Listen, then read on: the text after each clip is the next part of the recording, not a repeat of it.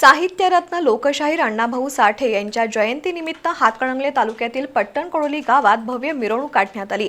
शिवाय विविध कार्यक्रमांनी अण्णाभाऊंना अभिवादन करण्यात आलं।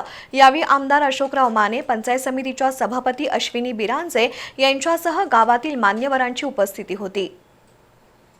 संयुक्त महाराष्ट्र एकत्रीकरण चळवळीत सक्रिय सहभागी असलेले आणि पहिल्यांदाच देशाबाहेर छत्रपती शिवाजी महाराजांचा पोवाडा सादर करणारे साहित्यरत्न अण्णाभाऊ साठे यांच्या 106व्या जयंतीनिमित्त पट्टणकडोली गावात विविध कार्यक्रम पार पडले।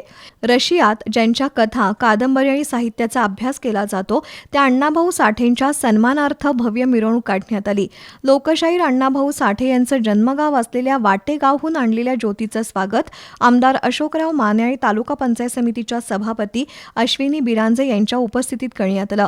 यावेळी प्रभारी सरपंच नानासाहेब मोठे, ग्रामविकास अधिकारी तुकाराम हनुमंते, मदन चौगुले यांच्यासह विविध संस्थांच्या पदाधिकाऱ्यांच्या उपस्थितीत अण्णाभाऊ साठे यांच्या फोटोचं पूजन करण्यात आलं।